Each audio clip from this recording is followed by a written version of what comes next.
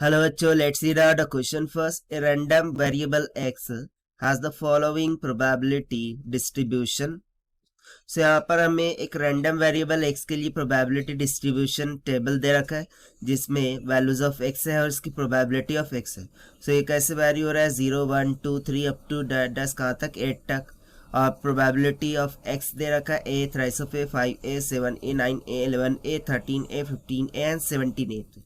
So we have to determine first the probability of x less than to 3, probability of x greater than equals to 3 and probability of 0 less than x less than 5. So चलिए देखते हैं हम इसको solution से. But before of it, let's talk about the key concept which we are going to use here for this question. So देखिए, यदि मैं बात करूँ sum of the probability of I of x की, ठीक है. सो ये यदि r इक्वल्स टू 1 से तो n तक का वेरी कर रहा होगा. सो जो मैक्सिमम पॉसिबल प्रोबेबिलिटीज का सम होता है वो ऑलवेज इज इक्वल्स टू क्या होता है 1 के इक्वल. तो सबसे पहले हम ये फॉर्मूला यूज़ करके जो a का मान है वो निकाल लेंगे एंड देन सिंपली यहाँ पर तीनों टर्म को फाइंड आउट कर लेंगे. तो सबसे पहले मैं फॉर्मूला लगा देता हूँ कि summation of r varying from 1 to n p I of x this should be equals to 1. So ये क्या होगा. So जितने भी p of x है उन टर्म को हमें सम करना होगा. That is a प्लस में thrice of a plus 5a plus 7a plus में 9a plus 11 of a plus 13 of a plus में 15a प्लस 17 ऑफ a. सो इसको इक्वेट कर देंगे कितने से 1 से. सो 1 प्लस 3 4 प्लस 4 5 9 9 और 7 कितना हो गया 16.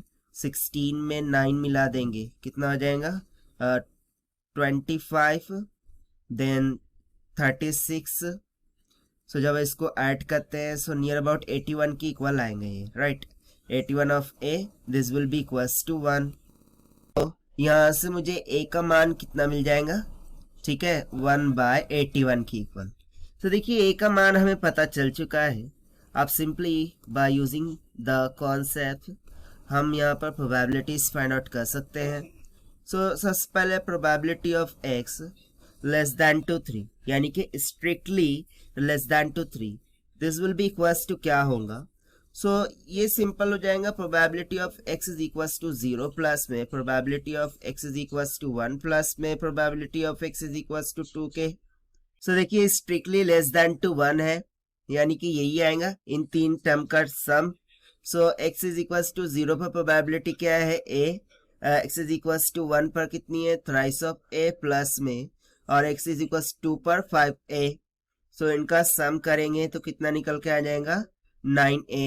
ना a का मान तो कैलकुलेट करके रखा है. सो 9 मल्टीप्लाई बाय 1 डिवाइडेड बाय 81 9 9 81 यानी कि सिंपली कितना निकल के आ जाएगा 1/9 की इक्वल.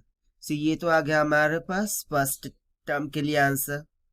ना सेकंड में हमें फाइंड करना है probability of x greater then और इक्वल्स टू 3 है, ठीक है ना. सो ये सिंपल क्या हो जाएगा 1 माइनस में probability of x strictly less than to 3. So this is equals to 1 minus का 1/9. सो कम्स आउट 8/9 की इक्वल, ठीक है. ये सेकंड आ गई. ना थर्ड हम फाइंड आउट करते हैं नेक्स्ट पेज पर. सो थर्ड में हमें probability of 0 less than x less than 5 के लिए फाइंड करना है.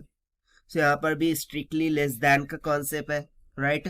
सो ये किसका सम होगा probability of x is equals to 1 क्योंकि x ग्रेटर देन टू 0 है. So x is equals to 1 से स्टार्ट होगा देन प्लस में probability of x is equals to 2 plus में probability of x is equals to 3, ठीक है, plus में probability of x is equals to 4. So strictly less than to 5 है तो हमें 4 तक ही यहाँ पर जाना होगा. So this will be equals to कितना हो गया थ्राइस ऑफ a प्लस में 5a प्लस में 7a प्लस में 9 times of a. So it will comes out 24 of a. ना a का मान सब्स्टिट्यूट करेंगे सो 24 इंटू 1/81. सो इसको डिवाइड करेंगे सो 8/27 की इक्वल निकल के आ जाएगा. सो ये हो जाएगा थर्ड के लिए प्रोबेबिलिटी, ठीक. सो यहाँ पर हमने तीनों ही पार्ट को सॉल्व कर दिया है. सो this is the required solution which we have solved by using the concept the maximum probability or sum of the probabilities is always equals to 1 concept. So this is the required solution. I hope you understood well. Best of luck. Thank you.